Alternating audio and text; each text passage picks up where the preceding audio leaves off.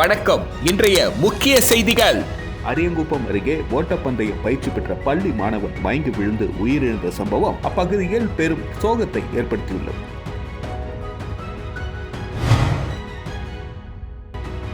புதுச்சேரியில் மீனவர்களுக்கான இடஒதுக்கீட்டை 2% 10% உயர்த்த கோரி சட்டசபை நோக்கி 100க்கும் மேற்பட்ட மீனவர்கள் பேரணியாக வந்து ஆர்ப்பாட்டத்தில் ஈடுபட்டனர். கேலோ இந்தியா திட்டத்தின் கீழ் பெண்களுக்கான மாநில அளவிலான தேக்வாண்டா போட்டியில் வெற்றி பெற்ற வீராங்கனைகளுக்கு முதலமைச்சர் ரங்கசாமி பரிசுகளை வழங்கினார். இலங்கை கடற்படையினரால் பறிமுதல் செய்யப்பட்ட காரைக்கால் மீனவர்களின் படகுகளை மீட்க கோரி பிரதமருக்கு முதல்வர் ரங்கசாமி கடிதம். அரியங்குப்பம் அருகே ஓட்டப்பந்தயம் பயிற்சி பெற்ற பள்ளி மாணவன் மயங்கி விழுந்து உயிரிழந்த சம்பவம் அப்பகுதியில் பெரும் சோகத்தை ஏற்படுத்தியுள்ளது. புதுச்சேரி அரியங்குப்பம் அடுத்த சின்ன வீராம்பட்டினம் மறைமலை அடிகள் விதியை சேர்ந்தவர் இளமதி, வயது 45. இவர் மீன்பிடி தொழில் செய்து வருகிறார். இவருக்கு சுபா என்கிற சுதா என்ற மனைவியும், கலைமதி என்ற மகளும், திவாகர் என்ற மகனும் இருந்து வருகின்றனர். திவாகர் சின்ன வீராம்பட்டினம் பகுதியில் அரசு பள்ளியில் 8ஆம் வகுப்பு படித்து வந்தார். இவருக்கு விளையாட்டின் மீது ஆர்வம் அதிகம். இதனால் ஓட்டப்பந்தயத்தில் சாதிக்க வேண்டும் என்ற எண்ணத்தோடு பயிற்சியில் ஈடுபட்டு வந்துள்ளார். அதேபோல் இன்று காலை 6 மணி அளவில் தனது தந்தை இளமதியுடன் மோட்டார் சைக்கிள் சென்று சின்ன வீராம்பட்டினம் பகுதியில் உள்ள டிஐஜி மைதானத்தில் ஓட்டப்பந்தயம் பயிற்சியில் ஈடுபட்டுள்ளார். இந்த நிலையில் மாணவனின் தந்தை வீட்டிற்கு சென்றுள்ளார். இந்த நிலையில் பயிற்சி முடித்த திவாகர் வீட்டிற்கு நடந்து வந்து கொண்டிருந்த பொழுது அங்குள்ள சமுதாய நலக்கூடம் அருகில் திடீரென மயங்கி விழுந்துள்ளார். இதனை அறிந்த அவரது தந்தை மற்றும் உறவினர்கள் மீட்டு அரியங்குப்பம் ஆரம்ப சுகாதார நிலையத்தில் காண்பித்துள்ளனர். பின்னர் மேல் சிகிச்சைக்காக புதுச்சேரி அரசு மருத்துவமனைக்கு கொண்டு சென்றனர். அங்கு பரிசோதனை செய்த டாக்டர்கள் அவர் வரும் வழியிலேயே இறந்துவிட்டதாக தெரிவித்தனர். இது சம்பந்தமாக அரியங்குப்பம் போலீசார் வழக்கு பதிந்து விசாரணை மேற்கொண்டு வருகின்றனர். பயிற்சியில் ஈடுபட்ட மாணவன் இறந்தது அப்பகுதியில் பெரும் சோகத்தை ஏற்படுத்தியுள்ளது. புதுச்சேரியில் மீனவர்களுக்கான இடஒதுக்கீட்டை 2% 10% உயர்த்த கோரி சட்டசபை நோக்கி 100க்கும் மேற்பட்ட மீனவர்கள் பேரணியாக வந்து ஆர்ப்பாட்டத்தில் ஈடுபட்டனர். புதுச்சேரி மீனவர்களுக்கான இபிசி இடஒதுக்கீட்டை 2% 10% உயர்த்த கோரி மீனவர்கள் தொடர் போராட்டம் நடத்தி வருகின்றனர். கடந்த டிசம்பர் 21ஆம் தேதி உலக மீனவர் தினத்தன்று கனகசெட்டிக்குளம் முதல் மூர்த்திக்குப்பம் வரை பைக் பேரணி நடத்தினார்கள். 2ஆம் கட்டமாக கடந்த 7ஆம் தேதி சிங்காரவேலர் சிலை அருகில் பொதுக்கூட்டம் நடத்தினார்கள். இந்த நிலையில் 3ஆம் கட்டமாக மீனவர்களுக்கு தனி இடஒதுக்கீட்டை 2% 10% உயர்த்த வலியுறுத்தி 100க்கும் மேற்பட்ட மீனவ பஞ்சாயத்து நிர்வாகிகள் மற்றும் மீனவர்கள் சட்டசபை நோக்கி பேரணியாக வந்தனர். அண்ணா சாலை, நேரு வீதி, மிஷன் வீதி வழியாக மாதா கோவில் அருகே வந்தபொழுது தடுப்பு கட்டைகளை அமைத்து போலீசார் தடுத்தனர். இதனையடுத்து கோரிக்கைகளை வலியுறுத்தி அங்கேயே கண்டன கோஷங்களை எழுப்பினார்கள். இறுதியில் முக்கிய நிர்வாகிகள் சட்டசபை சென்று முதல்வர் ரங்கசாமியை சந்தித்து கோரிக்கை மனு அளித்தனர். இதுகுறித்து நடவடிக்கை எடுப்பதாக முதல்வர் உறுதியளித்ததை தொடர்ந்து போராட்டம் கைவிடப்பட்டது. நீங்க பாண்டிச்சேரியில நல்லா வசதியா வாழ்றீங்க. எங்க மீனவர் நிறைய இடத்த ஆக்கிரமிப்பு பண்ணிட்டீங்க அரசியல்வாதிங்க. இந்த பத்மனியா மாவட்ட சொத்து எல்லாம் ரோடு தான், பீச் எல்லாம் அவங்கள அடுத்தான். எல்லாம் நீங்க தான் செல்வராஜ் செட்டியார் இடம். உழைச்சவங்கலாம் நாங்க இருக்கிறோம். அந்த ஊர்ல தண்ணி ஊற்றி படவுல நாங்கெல்லாம் இருக்கிறோம். எவனோ வந்து இப்ப சொகுசா வாழ்றான். பங்களாவில் 4 பூனை பிடிச்சி வச்சுக்கின்னு செம்மையா வாழ்றான். கேலோ இந்தியா திட்டத்தின் கீழ் பெண்களுக்கான மாநில அளவிலான தேக்வாண்டா போட்டியில் வெற்றி பெற்ற வீராங்கனைகளுக்கு முதலமைச்சர் ரங்கசாமி பரிசுகளை வழங்கி பாராட்டினார். கேலோ இந்தியா திட்டத்தின் கீழ் பெண்களுக்கான மாநில அளவில் தற்காப்பு கலைகளான தேக்வாண்டா போட்டி புதுச்சேரி இந்திரா காந்தி உள் விளையாட்டு அரங்கத்தில் 27ஆம் தேதி தொடங்கியது. இதில் பெண்களுக்கான தூதர் நடிகை நிரோஷா சிறப்பு விருந்தினராக கலந்து கொண்டு தேக்வாண்டா போட்டியினை துவக்கி வைத்தார். இதில் சிறப்பு அழைப்பாளராக சபாநாயகர் செல்வம் மற்றும் புதுச்சேரி ஒலிம்பிக் சங்க தலைவரும் அமைச்சருமான தேனி ஜெயக்குமார் ஆகியோர் கலந்து கொண்டனர். இந்த போட்டியில் தமிழ்நாடு, புதுச்சேரி, ஆந்திரா, தெலுங்கானா, கர்நாடகா, கேரளா, மத்திய பிரதேசம் உள்ளிட்ட 10 மாநிலங்களை சேர்ந்த 3000க்கும் மேற்பட்ட வீராங்கனைகள் இதில் கலந்து கொண்டு 50 பிரிவுகளில் தங்கள் திறமைகளை வெளிப்படுத்தினார்கள். 1ஆம் தேதி வரை நடைபெற்ற இந்த போட்டியில் வெற்றி பெற்ற வீராங்கனைகளுக்கு பரிசளிப்பு விழா நடைபெற்றது. இதில் சிறப்பு விருந்தினராக கலந்து கொண்ட முதலமைச்சர் ரங்கசாமி வெற்றி பெற்ற மாணவிகளுக்கு பரிசுகளை வழங்கினார். மத்திய அரசு விளையாட்டு ஆணையத்தின் மேற்பார்வையில் நடத்தப்பட்ட கேலோ இந்தியா மகளிர் போட்டிகள் தேக்வாண்டா ஃபெடரேஷன் ஆஃப் இந்தியா மற்றும் புதுச்சேரி தேக்வாண்டா விளையாட்டு சங்கம் நிர்வாகி ஸ்டாலின் உட்பட ஏராளமானோர் கலந்து கொண்டனர்.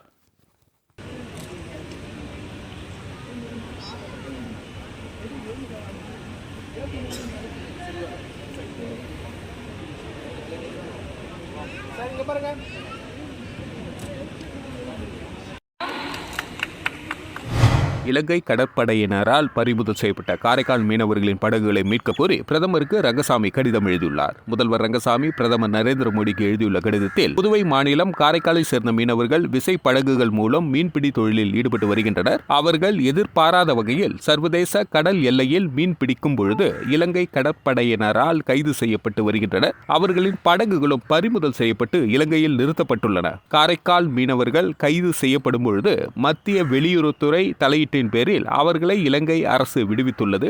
ஆனால் மீனவர்களின் படகுகள் விடுவிக்கப்படவில்லை. கடந்த 2019 ஆண்டு முதல் காரைக்கால் மீனவர்களின் 11 படகுகளை இலங்கை கடற்படை பறிமுதல் செய்துள்ளது. அவற்றை மீட்டு காரைக்கால் மீனவர்களின் வாழ்வாதாரத்திற்கு உதவும் வகையில் உரிய நடவடிக்கை எடுக்க வேண்டும் என குறிப்பிடப்பட்டுள்ளது.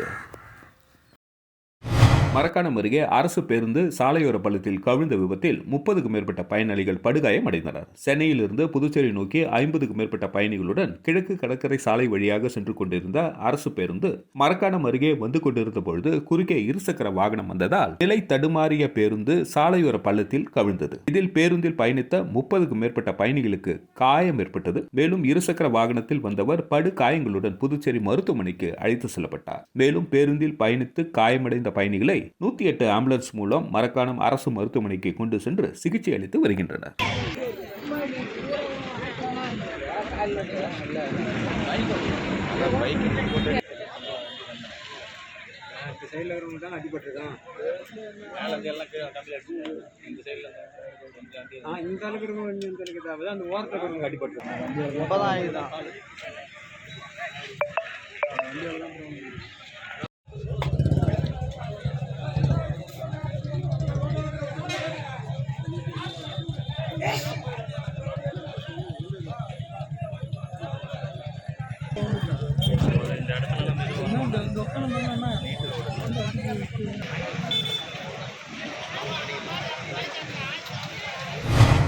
திண்டிவனம் அரசு மருத்துவமனையில் நள்ளிரவில் திடீரென்று தீப்பற்றி எரிந்ததால் நோயாளிகள் அலறி அடித்து ஓடினர். விழுப்புரம் மாவட்டம் திண்டிவனம் அரசு பொது மருத்துவமனையில் நேற்று நள்ளிரவு காசநோய் பிரிவின் ஜன்னலை ஒட்டி இருந்த ஒயரில் திடீரென தீப்பிடித்து எரிய தொடங்கியது. மேலும் அந்த ஒயர் இருந்ததால் கரும்புகையானது கண்ணாடி ஜன்னலில் படிந்ததை கண்டு காசநோய் பிரிவில் இருந்த நோயாளிகள் அலறி அடித்துக் கொண்டு ஓடினர். அப்பொழுது அங்கு ஒயர் பகுதி கொழுந்து விட்டு எரிந்து கொண்டிருந்தது. உடனே சிகிச்சை பெற்று வரும் ஒரு பெண்மணி இரவு பணி மேற்கொள்ளும் பணியாளரிடம் தகவல் தெரிவித்தார். இதனையடுத்து சம்பவ இடத்திற்கு விரைந்து வந்த மருத்துவமனை பணியாளர் மண்ணை கொட்டி தீயை அணைத்தனர். அந்த ஒயரானது புதியதாக கட்டப்பட்டு வரும் மருத்துவமனை வளாகத்தில் சிசிடிவி அமைப்பதற்காக ஒதுக்கப்பட்ட ஒயர் என்பது தெரிய வந்தது. இதனையடுத்து நோயாளிகள் நிம்மதி பெருமூச்சு விட்டனர். அரசு மருத்துவமனையில் நள்ளிரவில் ஏற்பட்ட தீ விபத்து சம்பவத்தால் அங்கு சிறிது நேரம் பரபரப்பு ஏற்பட்டது. திடீர் தீ, நோயாளிகள் ஓட்டம் வந்து நோயாளிகள் அதிகம். எம்டெக் பட்டதாரியிடம் ரூபாய் 5.71 லட்சத்தை மோசடி செய்த ஆன்லைன் மோசடி கும்பலை சைபர் கிரைம் போலீசார் தேடி வருகின்றனர். புதுச்சேரி ரெயின்போ நகரை சேர்ந்தவர் வெங்கடேஷ், வயது 33, என்ஜினியரான இவர் மொபைல் போனுக்கு குறுஞ்செய்தி ஒன்று வந்தது. இதனைத் தொடர்ந்து பேசியவர் தன்னை சீனியர் ஸ்மித் என்று அறிமுகம் செய்து கொண்டார். வெங்கடேஷிடம் ஆன்லைனில் முதலீடு செய்தால் அதிக வருமானம் கிடைக்கும் என்று கூறினார். இதனை நம்பிய வெங்கடேஷ் முதலில் ரூபாய் 4500 முதலீடு செய்தார். அதற்கு அவருக்கு கூடுதலாக ரூபாய் 1500 கிடைத்தது. அதன் பின்னர் அவர் பல்வேறு தவணைகளாக ரூபாய் 5,71,861 ரூபாய் செலுத்தினார். அதன் பின்னர் அந்த பணத்தை அவரால் எடுக்க முடியவில்லை. உடன் அவர் சீனியர் சுமித்தை தொடர்பு கொண்டார். ஆனால் அவரது மொபைல் போன் சுவிட்ச் ஆஃப் செய்யப்பட்டு இருந்தது. இதனால் தான் ஏமாற்றப்பட்டதை அறிந்த அவர் அதிர்ச்சியடைந்தார். வெங்கடேஷ் புகாரின் பேரில் சைபர் கிரைம் போலீசார் விசாரணை நடத்தி வருகின்றனர்.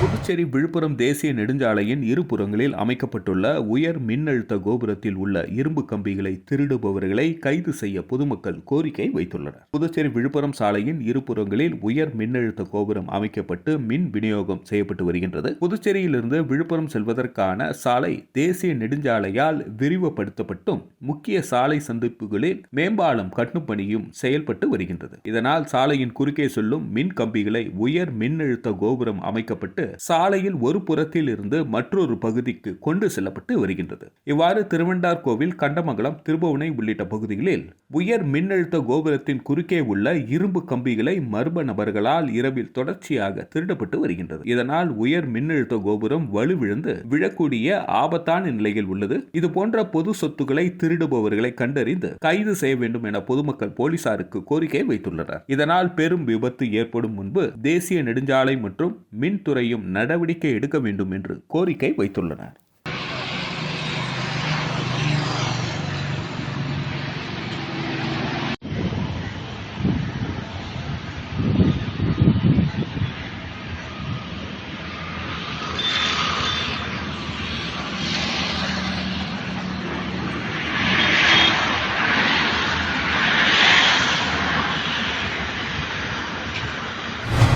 டெல்லியில் நடைபெற்ற விவசாயிகள் போராட்டத்தில் உயிரிழந்த 4 விவசாயிகளுக்கு மெழுகுவர்த்தி ஏற்றி அஞ்சலி செலுத்தி கண்டன ஆர்ப்பாட்டம் நடைபெற்றது. விளை பொருட்களுக்கு ஆதார விலை, விவசாய கடன் தள்ளுபடி, விவசாயிகளுக்கு ஓய்வூதியம், மின்சார சட்ட திருத்த மசோதா ரத்து, விவசாயிகள் மீது பதியப்பட்ட வழக்குகள் ரத்து உள்ளிட்ட கோரிக்கைகளை வலியுறுத்தி விவசாயிகள் டெல்லியில் போராட்டம் நடத்தி வந்த நிலையில் போராட்டத்தில் நடைபெற்ற துப்பாக்கி சூட்டில் உயிரிழந்த 4 விவசாயிகளுக்கு அஞ்சலி செலுத்தும் வகையில் மெழுகுவர்த்தி ஏந்தி கண்டன ஆர்ப்பாட்டம் நடைபெற்றது. காரைக்கால் மாவட்டம் டெல்டா விவசாயிகள் நலச்சங்கம் மற்றும் காரைக்கால் மாவட்டம் அனைத்து விவசாயிகள் சங்கம் சார்பில் நடைபெற்ற இந்த கண்டன ஆர்ப்பாட்டத்தில் ஏராளமான விவசாயிகள் கலந்து கொண்டு மெழுகுவர்த்தி ஏந்தி கண்டன ஆர்ப்பாட்டத்தில் ஈடுபட்டனர். காரைக்கால் புதிய பேருந்து நிலையம் அருகில் நடைபெற்ற கண்டன ஆர்ப்பாட்டத்தில் விவசாயிகளின் கோரிக்கையை நிறைவேற்ற வலியுறுத்தியும் மத்திய அரசை கண்டித்தும் கண்டன முழக்கங்களை எழுப்பினர். உயிர் இழந்த விவசாயிகளுக்கு அஞ்சலி செலுத்தும் வகையில் 2 நிமிடம் மௌன அஞ்சலி செலுத்தப்பட்டது. துப்பாக்கி தூக்கில் உயிரிழந்த விவசாயிக்கு வீர வணக்கம், வீர வணக்கம். காரைக்கால் மாவட்டத்தில் விவசாயிகள் வீர வணக்கம். புதுச்சேரி சின்ன வாய்க்காலை முன் மாதிரி வாய்க்காலாக மேம்படுத்தும் பணி விறுவிறுப்பாக நடைபெற்று வருகிறது. புதுச்சேரி அண்ணா சாலை முதல் செஞ்சி சாலை வரை 800 மீட்டர் நீளமுள்ள சின்ன வாய்க்காலை ஸ்மார்ட் சிட்டி திட்டத்தின் கீழ் மேம்படுத்தும் பணியினை பொதுப்பணித்துறை நீர்ப்பாசன கோட்டம் துவக்கியுள்ளது. இப்பணி முழு வீச்சில் மேற்கொள்ளப்பட்டு வருகின்றது. ரூபாய் 3.81 கோடியில் இருபுறமும் கரை மேம்படுத்தப்பட்டுள்ள சூழ்நிலையில் சின்ன வாய்க்காலில் பொதுமக்கள் குப்பைகள் வீசாத வகையில் இரும்பு தடுப்புகள் அமைக்கும் பணியும் துவக்கப்பட்டுள்ளது. சின்ன வாய்க்காலில் 4 சிறு பாலங்கள் குறுக்கிடுகின்றன. இந்த சிறிய பாலங்கள் ரூபாய் 2.45 கோடியில் பிரிகாஸ்ட் தொழில்நுட்பத்தில் மாற்றப்பட உள்ளது. இதற்காக ராட்சத பிரிகாஸ்ட் கல்வெட்டர்கள் லாரிகளில் கொண்டு வரப்பட்டு இரவு பகலாக பணிகள் நடைபெற்று வருகிறது. மேலும் இரவு ஜொலிக்கும் அலங்கார விளக்குகளும் பொருத்தப்பட உள்ளது. இதன் மூலம் 800 மீட்டர் நீளம் உள்ள சின்ன வாய்க்கால் வாக்கிங் செல்லும் ட்ராக்காக மாற்றப்பட உள்ளது. இதன் மூலம் தினமும் ஆயிரக்கணக்கான பொதுமக்கள் நடைபயிற்சிக்கான சிறந்த இடமாகவும் திகழும். மே மாதத்திற்குள் முழு அளவில் சின்ன வாய்க்கால் ரெடியாகிவிடும் என்றனர்.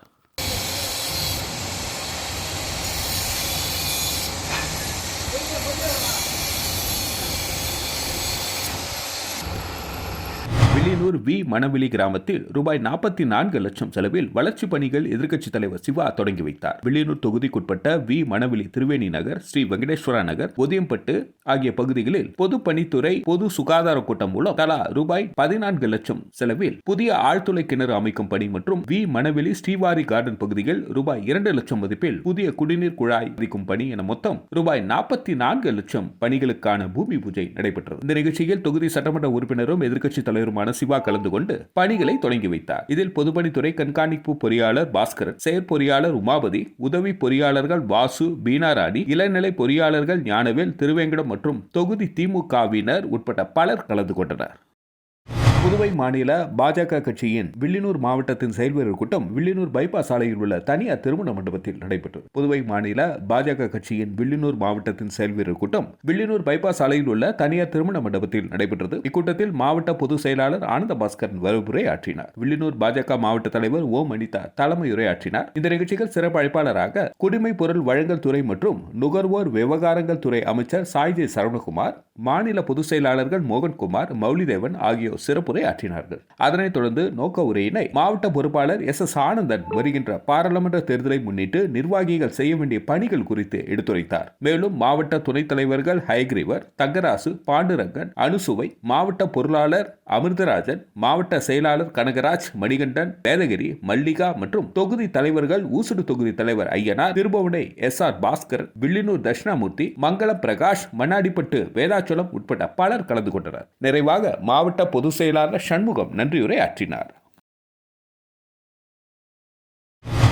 புதுச்சேரியில் இதய மகளிர் கல்லூரி சார்பில் உலக மகளிர் தினத்தை முன்னிட்டு நடைபெற்ற மருத்துவ முகாமினை சட்டப்பேரவைத் தலைவர் செல்வம் துவக்கி வைத்தார். உலக மகளிர் தினத்தை முன்னிட்டு மணவெளி தொகுதி பூரணாங்குப்பம் கிராமத்தில் இதய மகளிர் கலை கல்லூரியில் ஸ்ரீ வெங்கடேஸ்வரா மருத்துவக் கல்லூரி, புதுச்சேரி அரசு கால்நடை பராமரிப்பு மற்றும் கால்நடை நலத்துறை, புதுச்சேரி ஹோஸ்ட் லயன்ஸ் கிளப் மற்றும் தனசுந்தரம்பாள் அறக்கட்டளை ஆகியோர் இணைந்து பொது மக்களுக்கான மாபெரும் இலவச பல் மருத்துவ முகாம் மற்றும் கால்நடைகளுக்கான ஊட்டச்சத்து வழங்குதல் மற்றும் நோய் கண்டறிதல் முகாம் மற்றும் மகளிருக்கான கோலப் போட்டிகள் பூரணாங்குப்பம் அங்காளம்மன் கோவில் வளாகத்தில் இன்று நடைபெற்றது. இந்த நிகழ்ச்சியில் தொகுதி சட்டமன்ற உறுப்பினரும் சட்டப்பேரவை தலைவருமான செல்வம் தலைமை விருந்தினராக கலந்து கொண்டு கால்நடைகளுக்கான ஊட்டச்சத்துக்களை வழங்கி பின்னர் பொதுமக்களுக்கான இலவச பல் மருத்துவ முகாமை தொடங்கி வைத்தார். இந்த நிகழ்ச்சியில் இதய கலை மற்றும் அறிவியல் கல்லூரி முதல்வர் ஃபாத்திமா, வெங்கடேஸ்வரா மருத்துவ கல்லூரி பேராசிரியர் டாக்டர் சோபனா, லயன்ஸ் கிளப் நிர்வாகிகள், தனசுந்தரம்பாள் அறக்கட்டளை நிறுவனர் ஆனந்தன் மற்றும் அப்பகுதி முக்கிய பிரமுகர்கள் சக்திபாலன், லட்சுமிகாந்தன், கோவில் நிர்வாக அதிகாரி பாஸ்கரன் மற்றும்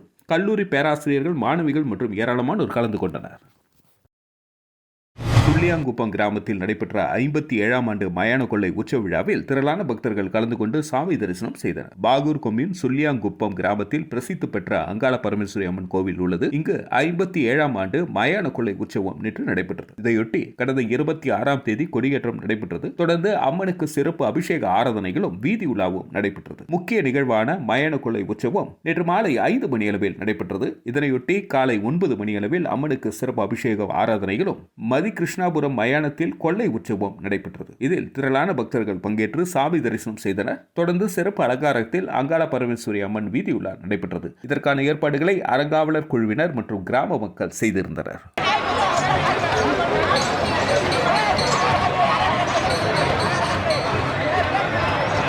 புதுச்சேரி அரசு சுகாதாரத்துறை சார்பில் உலக செவித்திறன் நாளையொட்டி நடைபெற்ற விழிப்புணர்வு பேரணியில் பல்வேறு கல்லூரிகளைச் சேர்ந்த செவிலியர் மாணவ மாணவிகள் கலந்து கொண்டு ஊர்வலம் சென்று விழிப்புணர்வு ஏற்படுத்தினர். உலக சுகாதார நிறுவனம் ஆண்டுதோறும் மார்ச் மாதம் 3ஆம் தேதி உலக செவித்திறன் நாளாக கொண்டாடப்பட்டு வருகிறது. இதனை முன்னிட்டு புதுச்சேரி இந்திரா காந்தி அரசு பொது மருத்துவமனையில் காது, மூக்கு, தொண்டை பிரிவு மருத்துவர்கள் மற்றும் செவிலியர்கள் விழிப்புணர்வு பேரணி நடைபெற்றது. மனநிலையை மாற்றுவோம், செவி மற்றும் செவித்திறனை அனைவருக்கும் நிச்சயம் ஆக்குவோம் என்ற தலைப்பில் சுகாதாரத்துறை அலுவலகம் முன்பு தொடங்கிய இந்த விழிப்புணர்வு பேரணியானது இந்திய மருத்துவ சங்கத்தின் புதுச்சேரி பிரிவு தலைவர் சுதாகர், ESI மருத்துவமனையின் மருத்துவ கண்காணிப்பாளர் சீனிவாசன் மற்றும் உள்ளிருப்பு மருத்துவ அதிகாரி ரவி ஆகியோர் கொடியசைத்து துவக்கி வைத்தனர். இதில் மருத்துவ கல்லூரிகளை சேர்ந்த முதுநிலை மருத்துவர்கள் மற்றும் மருத்துவ ஊழியர்கள் மற்றும் பல்வேறு செவிலியர் கல்லூரிகளை சேர்ந்த 180க்கும் மேற்பட்ட செவிலியர் கல்லூரி மாணவ மாணவிகள் பலர் கலந்து கொண்டு பேரணியாக சென்று விழிப்புணர்வு ஏற்படுத்தினர். காது கேளாமை, செவித்திறனை பாதிக்கும் வழிமுறைகள் குறித்து பதாகைகளை கையில் ஏந்தியவாறு விழிப்புணர்வு ஏற்படுத்தினர்.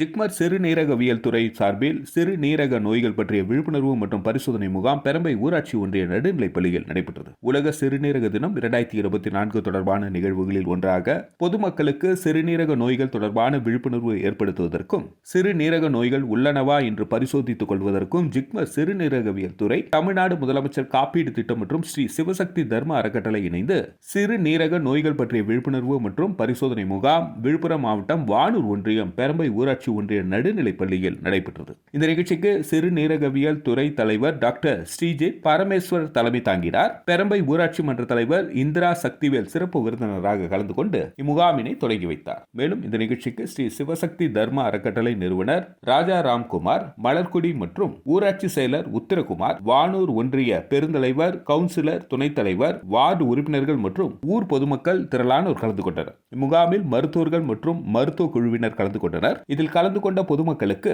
இரத்த பரிசோதனை மற்றும் சிறுநீரக பரிசோதனை செய்யப்பட்டு தகுந்த மருத்துவ ஆலோசனை மற்றும் மருந்து மாத்திரைகள் வழங்கப்பட்டன.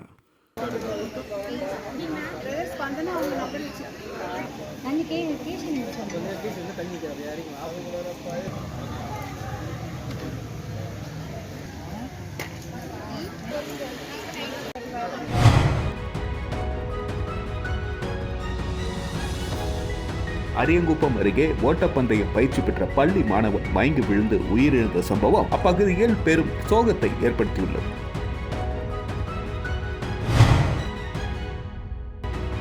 புதுச்சேரியில் மீனவர்களுக்கான இடஒதுக்கீட்டை 2% 10% உயர்த்த கோரி சட்டசபை நோக்கி 100க்கும் மேற்பட்ட மீனவர்கள் பேரணியாக வந்து ஆர்ப்பாட்டத்தில் ஈடுபட்டனர்.